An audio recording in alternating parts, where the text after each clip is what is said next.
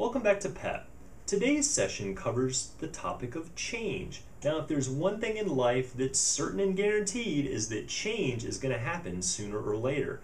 Now, the better you are at receiving and adapting and adjusting to change, the more likely to be successful you are. So enjoy the video and don't forget to take the validation quiz when you're done. Well, we're going to segue into change today. Our motivational message of today, it's from Darwin, and I love this quote. It's not the strongest species that survives, nor the most intelligent, but the ones who are most responsive to change. I mean, dinosaurs were mighty, powerful beasts, right? But they weren't able to adapt very well to some very drastic changes that happened in the world. So being able to survive through changes in the economy, your personal life, health, relationships, that's going to make you strong and viable and help you succeed in life. And it's amazing how quick things can change. And sometimes it's for the good and sometimes it's not so good. So we're going to try to find positive ways to change a day, ways to embrace change, and ways to make it stick in our lives. So we live in a world that is full of change. Things are changing on a daily basis. We change as we age. Seasons change. Race car drivers have to constantly change and turn direction or else they're going to smack into the wall. A mighty oak tree has to change and be able to sway with the breeze, and if it doesn't bend, and it remains inflexible, it'll break. So change is very important. Now, why is change difficult for some? Well, I've got 4 points to that. First of all, change kind of invites the unknown. And all of us kind of have an inherent fear of the unknown. When we don't know what to expect, oftentimes it creates an internal fear and makes us resistant to change. It's also challenging. You know, sometimes we see challenges as major obstacles. And instead, if you look at challenges as opportunities for solutions and success, it'll make that change process a little bit easier for you. Once again, it's uncertain.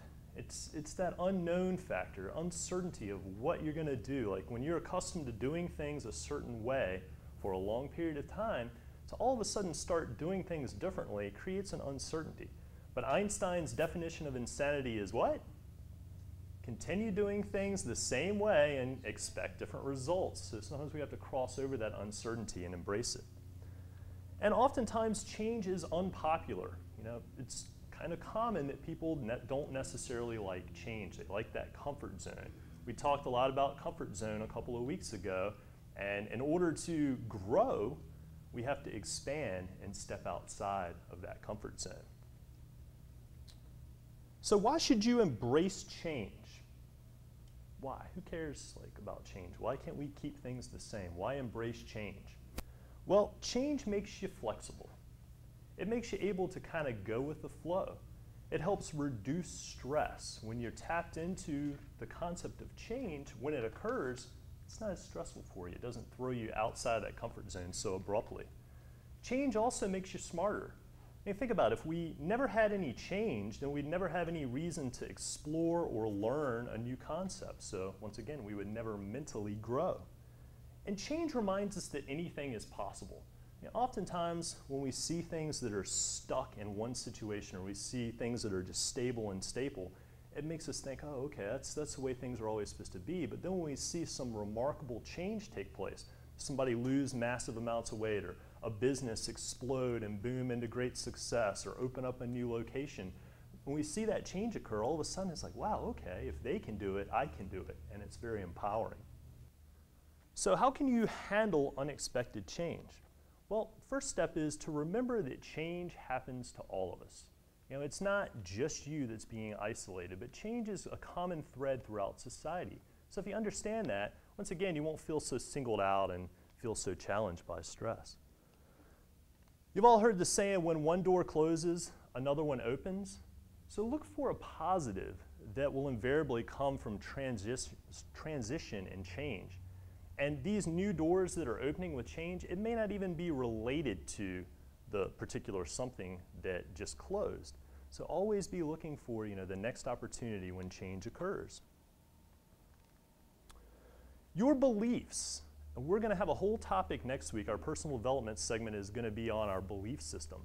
But our beliefs really dictate how we think about and perceive change. So if you think change is going to be stressful and hard, then guess what? It probably is going to be. But if you get in the mindset that change is okay and you believe that change is possible, it's going to make things a lot easier for you. GPS, I love this. GPS really only asks two questions. Where are you now and where do you want to go? And then it plots out all the route, all the changes and everything, and then you may even hit a detour along the way and have to make another change and then it recalculates. But simplify change by asking yourself those two questions. Where are you now? Where do you want to be later? Team change. Sometimes embarking on new changes, new projects, new ventures by ourselves can be overwhelming and create that fear factor and uncertainty. Get the team involved. Create a support group for yourself. If you're at work, if you have a team leader or another team that's working toward those common goals, it will definitely help to be supportive and make the change a little bit more efficient. And it makes you accountable to do what you say you're going to do when you're working on a team. Connect to your higher self. Now this means different things for different people. For some people it might mean prayer, for others it might be meditation, for some people it just might be daydreaming or journaling or taking a walk and getting out and connecting with nature. But really connect to your higher self and feel those things we were covering, the core values, the value propositions, what makes you who you are and why do you need to change or why do you want to be a part of change. Activate your change muscle. Stillman. Work out the change muscle. The more you become adaptive and the better you become at change, guess what? It flexes that internal change muscle. It makes you better, quicker, and more efficient at change. And the quicker you can change, the quicker you can evolve, the quicker you can stay ahead of the competition, and the more prone you are to success. Welcome and accept change. You said it's a common thread in society. We know it's going to happen. So embrace it. And when it comes, look for it as an opportunity for success, an opportunity to do something new and to do something better. Write it down. Very important step. When you want to make change, if you want to accomplish a goal, if you want to do a new venture, write it down. When you write it down, magic happens. Seeing it written in front of you makes it more empowering. Jot down your notes, your plan of action. Track your progress and find out what's working and what's not working in the change process. So how do you make changes stick?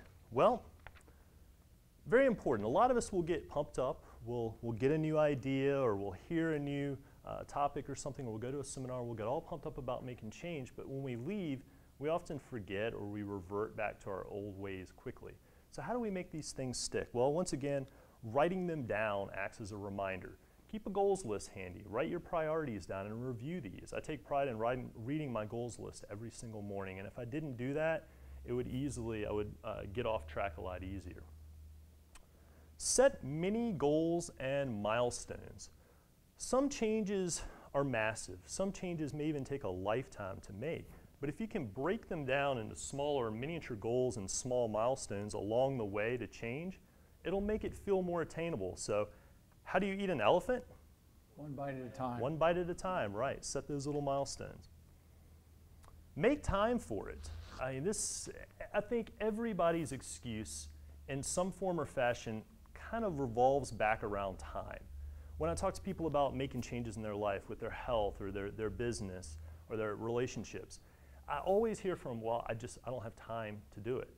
I went to a Donald Trump seminar years ago, and an interesting thing that he said was, you know what, I realized it made me most successful. I had the exact same amount of time in my day that Einstein had, that Thomas Jefferson had, that all the great thinkers, Socrates, I had the same 24 hours a day. But it's how I choose to spend my time that made me who I am today. So commit to using time, make it on your side. If we have a smartphone or a calendar or Outlook on our computers, if we can schedule our day more efficiently, schedule that time in for the gym, schedule that time to cook at home or to shop or to plan meals, and schedule the relationship time that we need. Make time for it. Tell other people about your goal. I cannot stress enough the importance of accountability. When you tell somebody else that you trust and that cares about you, that you're planning to do something, they're going to help hold you accountable if you share that with them.